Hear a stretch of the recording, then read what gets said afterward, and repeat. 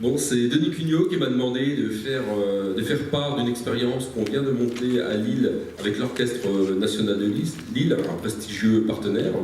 C'est pour l'occasion des 40 ans de l'orchestre et de son chef, Jean-Claude Casatsu.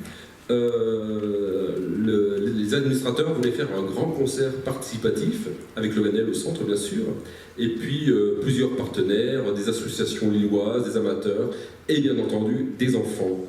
L'ONL a un coordinateur pédagogique, Guylain Bram, qui est musicien intervenant, diplômé de chez nous, et donc ça a facilité un peu les rapprochements. Et son idée, c'était de faire monter sur scène des enfants avec des instruments de lutherie sauvage, ce qu'on pratique au CFMI de Lille, et que ces enfants jouent avec l'orchestre.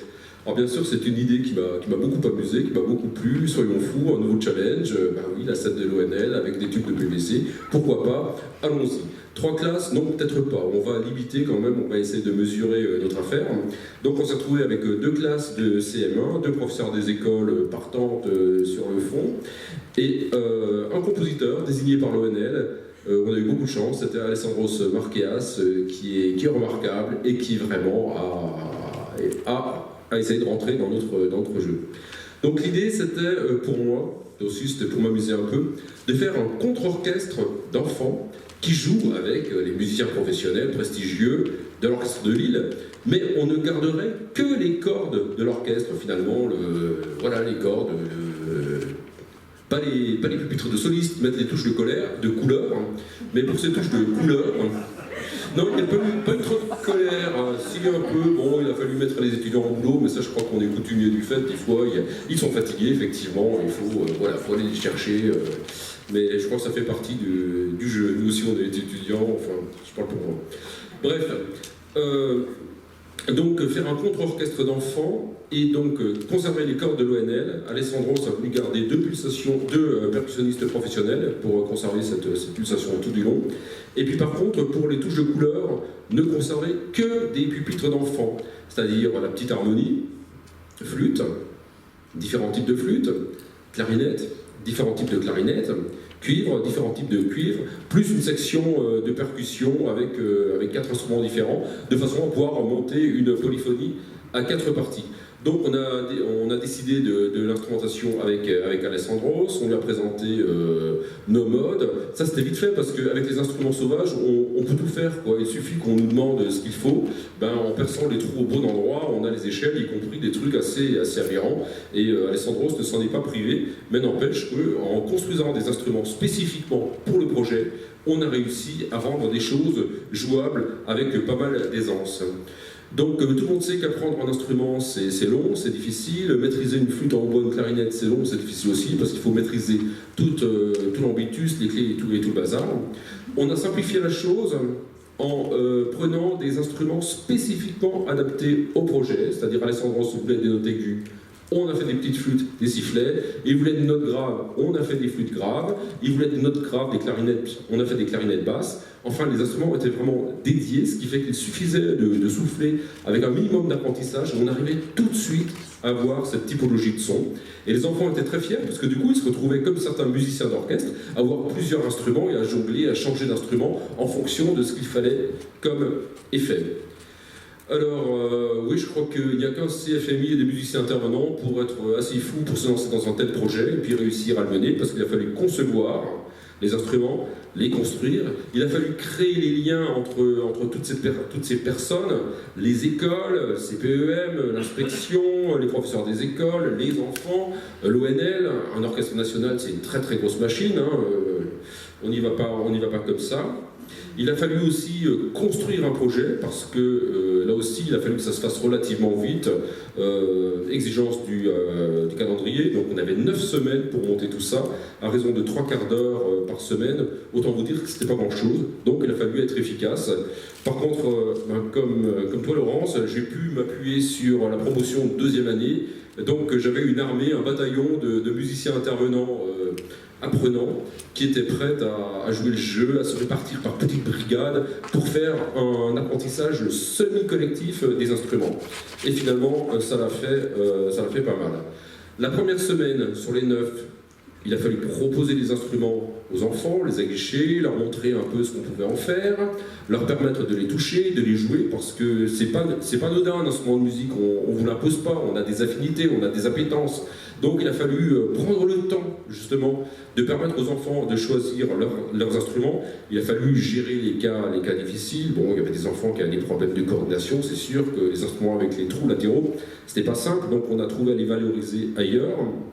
Et puis ensuite, on a fait toute une progression qui partait vraiment du plus simple pour apporter les compétences de musiciens, l'écoute, la mémorisation, l'assurance, la capacité à suivre un geste, avoir la posture, la concentration, etc. Et puis ensuite, il y a eu les différentes rencontres. Alors certaines étaient assez comiques. Entre autres, la première avec les solistes de l'orchestre qui découvraient ces instruments, qui n'y croyaient pas trop, et puis qui ont commencé à dire aux étudiants, ben non, clarinette, ça s'embouche pas comme ça, il faut tendre la lèvre, il faut souffler comme ci, comme ça, enfin bref, avec tout un manuel de consignes, c'est pas évident pour un enfant de réussir à sortir, avoir un son tout de suite. Donc c'est vrai que les professionnels n'étaient pas trop convaincus de l'affaire au début. Et puis, ce qui a été réjouissant, c'est de voir le résultat 7 semaines après, quand même, c'était assez bluffant. Il y a eu la rencontre avec le compositeur qui est venu à l'école. Il y a eu la rencontre avec le chef d'orchestre. Alors là, on ne jouait plus, enfin si, on jouait, mais on avait intégré les parties, ce qui fait qu'on arrivait à être là avec beaucoup de plaisir. La rencontre avec l'orchestre, d'abord les pupitres de percussion, puis la rencontre à l'orchestre, sur scène avec l'orchestre au complet, et enfin cette rencontre avec le public. Donc c'est une expérience qui a duré 9 semaines jusqu'au concert. Le concert a eu lieu le 19 mars dernier, et je n'ai pas amené de film, désolé Denis. Mais il n'y a pas que Jean-Pierre qui a Facebook. Donc le CFM Lille a une page Facebook.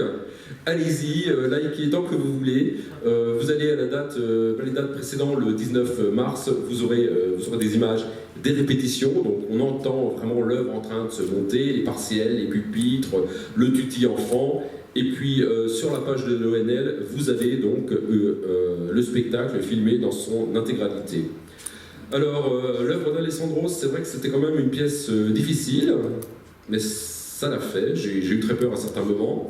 138 à la noire, une fois que c'est parti, on s'arrête à la fin, ça a duré 4 minutes, et c'est vrai que ça a été un peu, c'est pas évident pour des gamins, être là au bon moment, d'autant plus que les entrées des pupitres se faisaient pour certaines simultanément, donc il a vraiment fallu des chefs relais, mais les gamins ont joué le jeu, c'est incroyable, avec un sérieux, avec un plaisir, et pas une once de trac, parce que le plaisir était là, le plaisir de jouer ensemble.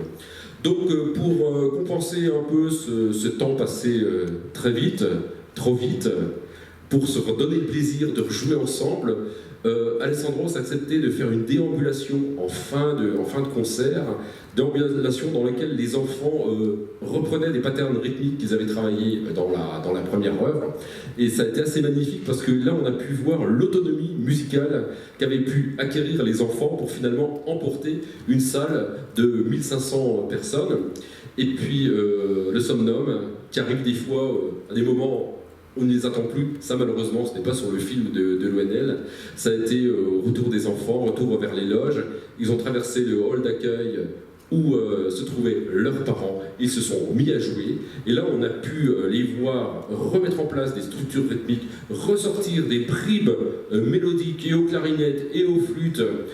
C'était assez incroyable, un peu à la manière de collage de musique contemporaine, où les choses se superposent, mais il y a quand même un ordonnancement, il y a quand même une cohérence entre tous ces éléments. Et je crois que le plus beau moment du concert, finalement, ça a été celui-là, où on a pris le temps de faire de la musique, pris le temps de partager, et il y avait ce moment de proximité. C'était très bien dans la grande salle aussi, mais c'est vrai que c'est passé un peu vite. Donc j'ai fait un bilan avec les étudiants, enfin on est en train de le faire, et là ils me répondent tout ce qu'ils ont pu apprendre, donc le lien avec les artistes, avec les orchestres pros, avec un compositeur, avec une œuvre qui est en train de se faire, c'est-à-dire qu'il y a eu des interactions entre ce qu'on arrivait à obtenir des enfants et puis ce que le compositeur imaginait, avait envie de faire, il a fallu retravailler. Au niveau de la logistique, la présentation des préparations des instruments, le suivi avec les professeurs des écoles, parce que les professeurs des écoles avaient mis en place place un cahier pour ce projet, donc il y a eu des éléments d'érudition autour des instruments utilisés, autour du compositeur, autour de ce qu'un orchestre symphonique, et quoi d'autre. Et puis des éléments aussi solfégiques, parce que c'était la musique écrite qu'on jouait, la direction du chef, etc. Bon ben voilà, on l'a fait, j'espère qu'on pourra le refaire. Maintenant qu'on sait que c'est possible.